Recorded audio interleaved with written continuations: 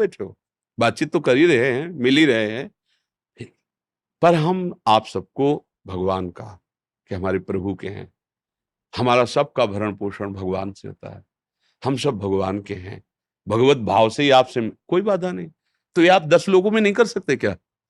घर गृहस्थी में अगर 10 लोग हैं तो यही भाव आप कर सकते हो नहीं?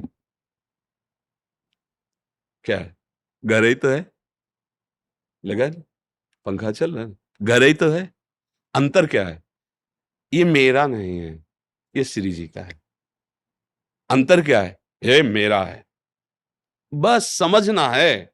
कहीं भी रहोगे, किसी वासस्थान में रहोगे, कपड़े पहनोगे, भोजन करोगे, सानिध्य में रहोगे, अब उनको तुम मानते हो कि मेरे नहीं हैं, इसलिए तुम्हारा परमार्थ बनता है, और उनको माना, अहंकार किया, ये मैं, ये मेरा, तो वो चीज हटा दो वहीं, जो कांटा है उसको हटा दो वहीं, तो तुम भी तो महात्मा हो गए वहीं। आप सोचो ना, जरा विचार करके देखो, अंतर क्या है? एक का परमार्थ बन रहा है उससे ज्यादा वैभव, और एक का परमार्थ बिगड़ रहा है बिल्कुल कम वैभव, तो अंतर क्या है? आंतरिक सुधार कर लो, बाहर से राजा बना दे जाओ, कोई फर्क नहीं।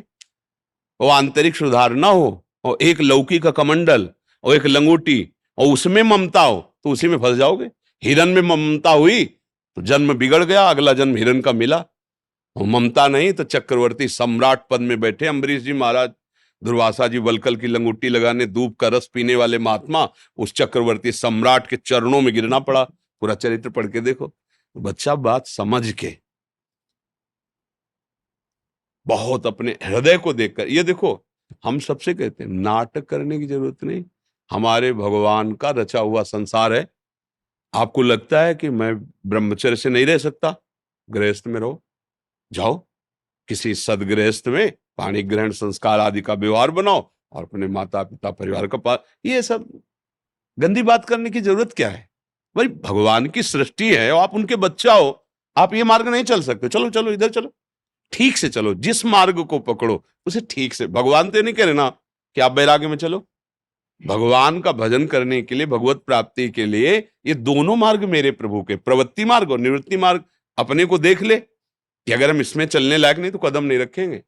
अपने परिवार के साथ रहकर भजन करते हुए साधु सेवा, जीवों की सेवा, नाम कीर्तन, बुजुर्गों की, भगवत प्राप्ति हो जाएगी। अब इधर आए, रुपया का चिंतन, भोगों का चिंतन, अब मिल तो रहा नहीं, झांक ताक, बड़ी दुर्गति है, बड़ी दुर्दशा है। कैसी दुर्दशा है? अब ना खुल के भोग सकते हैं और ना सही से योग में है, तो ना योग में ना भोग में, तो फिर न घर का और न घाट का, परमार्थ भी नहीं बना और व्यवहार भी नहीं बना। ऐसे न वैसे रहे मजरेडो, पाछलियो जो करी निर्वात। ना हम प्रवृत्ति मार्ग के रहे, ना हम निवृत्ति मार्ग के रहे, तो इसलिए बहुत सावधानी से समझ समझ के कदम रखो। जरूरी नहीं है बाहरी वेश बदलना, जरूरी है आंतरिक उद्देश्य बदलना। भगवत प्राप्ति बिल्कुल निश्चित होती है, चाहे वो विरक्त मार्ग में हो चाहे गृहस्थ मार्ग में हो, ठीक से चले अपने मार्ग के अनुसार। रामचंद्र शर्मा जी,